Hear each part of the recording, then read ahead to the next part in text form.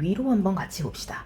자, 우리가 알고 있다시피 윤동주라는 시인은 일제강점기의 시인이고요. 좀 특이하게 시대적 상황에 이제 대놓고 반발을 하기보다는 그 시대를 살고 있는 그 나에 대한 반성, 성찰을 기반으로 내용을 전개한다라는 게 특징이죠. 그래서 내가 생각하는 이상적이고 본질적인 나와 지금 현재의 표면적이고 그리고 또 지금 현재 그런 겉으로 보이는 부정적인 나에 대해서 이제 내적 갈등의 양상으로 이야기가 전개되는 게 대부분이다라고 이야기를 했습니다. 그래서 나와 나의 갈등이기 때문에 자아분열이라고 이야기를 하는 경우도 많고요. 그래서 자아분열의 양상을 기반으로 해서 내적 갈등을 통해서 성찰과 반성을 하는 시인이다. 그래서 일제강점기 현실에 대해서 스스로 반성을 하는 양식으로, 그래서 바르게 사는 것이란 무엇인지에 대해서 고민을 하고 성찰하는 시다라고 보시면 되겠죠. 이 작품 같은 경우에는 이제 대놓고 나는 내가 싫다 이런 식으로 이야기하는 작품은 아니에요. 그렇지만 비유가 들어가 있기 때문에 그 비유를 잘 보시면 좋을 것 같고요. 그래서 동그라미와 세모로 한번 나누어서 볼 겁니다. 오히려 이 작품은 나와 나의 갈등이라기보다는 일제에 대한 부정적인 시각이 강하게 드러나는 작품이기도 해요. 그래서 조금 다른 양상이죠. 우리가 배웠던 거랑은. 한번 들어가 볼게요. 자, 검이란 놈이 흉한 심보로라고 써있네. 자, 그러면은 검이는 뭔지는 모르겠지만 일단 우리가 놈이라고 표현했으니까 의인법이라는 걸 알 수 있죠. 우린 사람을 비하적으로 표현할 때, 사람을 비속어로 표현을 할 때 놈이란 말을 쓰잖아요. 물론 중세국어에서는 놈이라는 말이 이제 사람을 가리키는 일반적인 말이었지만 현대로 오면서 그 의미가 축소돼서 놈이라고 하면은 그냥 이제 비속어로서의 기능만 하고 있다 그랬죠. 그래서 의인법 확인하시면 되고요. 흉한 심보래요. 이 흉하다는 건 일단은 부정적인 느낌이 강하죠. 나쁜 마음이란 뜻이잖아. 그리고 나쁜 마음이라는 감정을 가지고 있기 때문에 이 역시 의인법이라고 보시면 될 것 같죠. 그리고 이 거미는 그래서 마치 사람처럼 나쁜 감정을 가지고 있는 걸로 표현이 되니까 의인법인 동시에 부정적인 마음을 가지고 있는 부정적인 대상이라고 봐야겠네요. 흉한 심부로 병원 뒤뜰 난간과 꽃밭 사이 사람 발이 잘 닿지 않는 곳에 그물을 쳐놨대. 왜 사람 발이 닿으면 안 돼? 사람 발이 닿으면 거미줄 다 쳐버리잖아. 그치? 거미줄을 다 제거해버리니까 일부러 의도적으로 사람 발이 닿지 않는 곳에다가 그물을 친 겁니다. 자, 옥외 요양을 받는 젊은 사나이가 누워서 치어다보기 바르게. 자, 옥외 요양이라는 건 뭐예요? 집 밖에서 요양을 하는 거야. 근데 그 사람은 어떤 사람이야? 누워서 그냥 요양을 받고 있는 거야. 그럼 적어도 막 이 사람이 의지적이고 힘이 넘치는 것 같아요? 아니죠.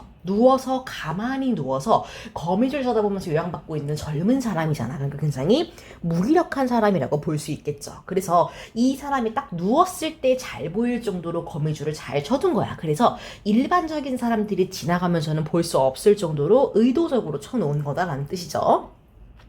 자, 나비 한 마리가 꽃밭에 날아들다 그물에 걸렸다. 노란 날개를 파득거려도 나비는 자꾸 감기우기만 한다. 그래서 나비가 꽃밭에 날아들다가 그물에 걸렸대. 무슨 그물이야? 거미가 흉한 심보로 안 보이게 쳐놓은 그늘이야. 그래서 나비가 걸렸대요. 노란 날개를 이라고 나와 있네. 원래 표준어는 노란이죠. 근데 일부러 문법적인 내용을 지키지 않고 쓴 거라고 해서 우리는 이거를 시적 허용이라고 이야기를 하죠. 그래서 시에서는 이렇게 문법을 잠깐 안 지켜도 어느 정도 허용이 되는 부분이 있는 겁니다.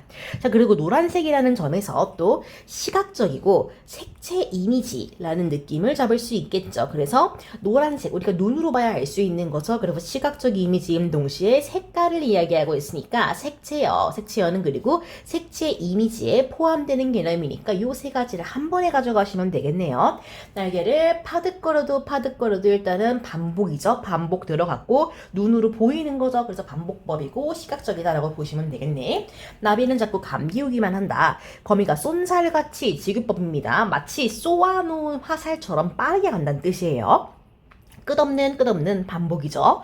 실을 뽑아서 나비의 온몸을 감아버린다. 사나이는 긴 한숨을 쉬었다. 왜 그런 거야? 요 사나이는 누워서 나비를 보고 있었던 거야. 왜? 자기 눈에는 그 거미줄이 잘 보이잖아. 나비가 걸린 게 잘 보였던 거야. 근데 내심은 어땠겠어? 저 나비가 탈출하기를 바랬을 거야. 근데 그 탈출이 잘 안 되니까 한숨을 쉰 거죠. 그 나비가 거미한테 감기는 모습을 보고 한숨을 쉬었대. 자, 그럼 이때 한숨은 좋은 거야, 나쁜 거야? 한숨은 나쁜 거라고 보셔야겠네요. 그치? 한숨은 나쁜 겁니다. 그래서 나비가 이 거미에게 잡힌 현실을 안 좋게 보고 있는 거기 때문에 이 상황에 대한 부정적인 정서가 드러나겠죠. 그럼 이 사람은 왜 나비를 보면서 이렇게 탈출하기를 바라고 잡히니까 안쓰러워한 거야?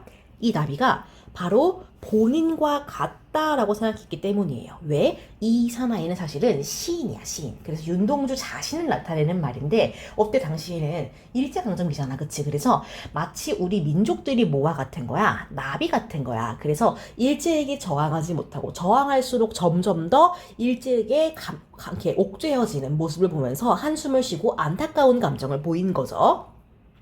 자, 나이보다 무수한 고생 끝에 때를 잃고 병을 얻은 이 사나이래요. 나이보다 무수한 고생 끝에 때를 잃고 병을 얻은 이게 무슨 말이야? 젊은 나이잖아. 젊은 나이에 비해서 고생을 너무 많이 한 거야. 그래서 때를 잃고 병을 얻었대. 그러니까 타이밍이 좋지 않게 병을 얻은 거죠. 그래서 치료할 시기를 놓치고 병을 얻은 거야. 그래서 뭐 한 거야? 요양을 하게 된 거야. 그치? 그래서 이 사람이 병에 걸린 이유는 나이보다 고생을 많이 했기 때문이고요. 요양의 이유는 뭐야? 그런 이유를 병에 걸렸기 때문인 거야. 그래서 이 사나이를 위로할 말이 거미줄을 헝클어뜨리는 것밖에 위로의 말이 없었다. 그럼 위로는 뭐예요? 사나이를 위해서 거미줄을 없애버리는 것. 즉 뭐야? 더 이상 거미에게 잡히는 것이 없게끔 하는 거야. 자, 그러면은 봐봐요. 우리가 일제강점기에 흔히 세모라고 판단되는 건 뭐야? 당연히 일제죠. 일제고요. 억압이에요. 그죠? 일제고 억압이고 또는 뭐예요? 자유를 얽매는 그런 것들이잖아. 탄압 같은 거잖아. 그럼 동그라미는 뭐예요? 동그라미는 당연히 독립이고요. 광복이고 자유겠죠. 그러니까 지금 이 거미는 뭐야? 일제를 상징하는 거야. 그래서 거미가 거미줄로 나비를 옥죄다라는 거는 일제가 우리 민족을 뭐 한다는 거야? 억압하고 탄압한다는 거야. 그럼 이거를 거미줄로 헝클어뜨린다는 건 무슨 의미예요? 요 일제의 억압으로부터 벗어나고자 누군가가 도움을 주는 거겠죠. 그죠? 그래서 이 나비가 점점 감기우는 것도 뭐야? 저항할수록 더더욱 일제의 억압이 심해지는 걸 얘기하는 거야. 그죠? 그럼 사나이가 한숨을 쉬는 이유도 뭐야? 그 모습이 마치 자기와 같으니까. 우리 일제강점기에 우리나라 국민들의 모습과 같으니까 그런 거고요. 그래서 나이보다 무수한 고생을 한 거 역시 그 일제강점기의 상황과 연관을 지을 수가 있겠죠.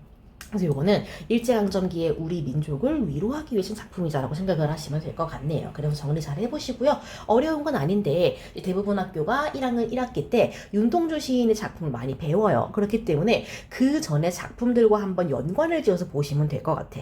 그 전에 작품들은 나와 나의 갈등에 주목을 했다면은 요거는 검이라는 명확한 세모, 명확한 일제가 등장을 하게 되죠. 그렇기 때문에 그런 차이점을 좀 잘 보시는 게 좋을 것 같습니다. 이렇게 한번 정리해 볼게요.